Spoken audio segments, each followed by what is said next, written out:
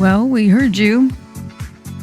All of you who watched and listened and responded to a recent show on OSHA. We've got more for you.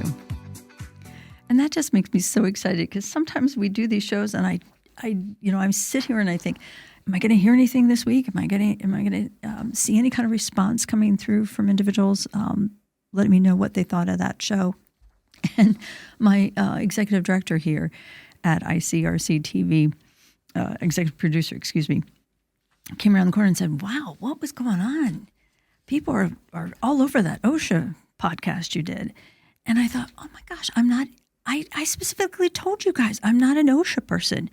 But what you're telling me is that you'd like a little bit more information on that side. So thank you for that response. So because of that, and with what great timing, the Department of Labor just announced that OSHA has finalized a revision to the Personal Protection Equipment Standard. Now, for construction, the final rule explicitly requires the equipment, PPE, personal protection equipment, to properly fit. Now, I know what you're all thinking. Yeah, it should fit. Well, I thought this would be a good topic because, yes, I have construction companies as clients, but I also have a number of companies outside of the construction industry, but they also use PPE. And Tom Irwin is the one who wrote this. Actually wrote a blog on the OSHA website about the final regulation that just came out yesterday. But what tickles me is they kind of forget that maybe if it doesn't fit for one industry, it probably isn't fitting over on about 100 other industries that use PPE. So this show is a reminder to all of you, whether you're in construction or not, are you using personal protection equipment anywhere in your operations? And if so, when was the last time you evaluated that PPE to make sure that it's properly fitting? And some of the examples that Tim used was gloves. If someone's not wearing a pair of gloves that properly fit, have you ever tried that? Have you ever tried to wear a pair of gloves that are so big that they're sliding off your hand as you're trying to grip something? Or worse yet, the fingers are so big that you don't even know that you've got something in your hand. And what are we trying to say? If it's not properly fitting, it's not safe.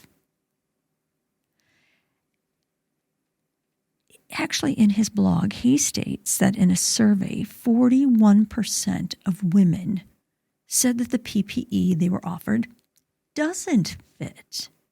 Now, again, this was focused on the construction industry, but you have to have an idea that if you've got women or even just the different build of human beings, one does not fit all. And when we, again, talk about safety, what are we talking about? How about helmets? How many of you have some sort of a job where they need a hard hat? And again, it's not all construction. You do have industries where a hard hat is still required. What about respirators? We've briefly talked about respirators in the past, but when was the last time you had them fitted?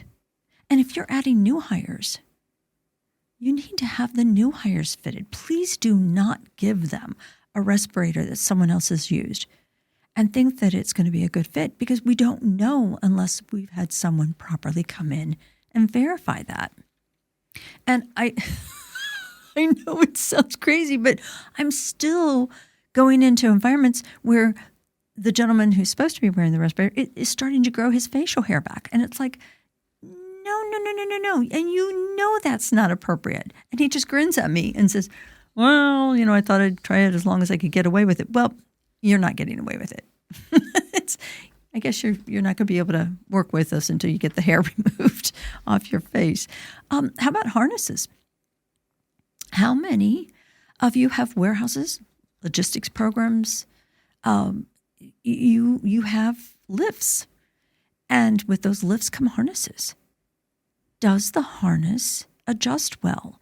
Is the harness, does it completely go over the individual if they're a bit stockier? You can't expect a female who weighs 120 pounds to wear the same harness with a gentleman who weighs 260 pounds if it's not going to adjust well. You just please don't expect that to happen. But this is what they're trying to get at with this final reg. Safety glasses are, I hate to say it, but one size fits all. I've never really seen, even when we're with our shooting sports, I don't get a lot of choices on my protective eyes, but you got to make sure that they're not sliding all over their face. You've got to make sure that they aren't cracked or that all the little upper guards and stuff have not been removed. Personal protection equipment is vital if you want to have a safe and secure workplace.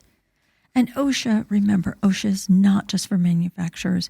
It's for everywhere. So if you are one of those companies that has to have personal protection equipment, whether it's for the ears, the eyes, the hands, whatever it is, please make sure that you're going out and making a good fit with the equipment and the employee. And if not, you're making the investment to assure that it is. My name's Pandy. And yes, you are now going to be hearing more about OSHA because that's what you asked for. And I'm thrilled you did, because that's what we're here to do at the Human Resource.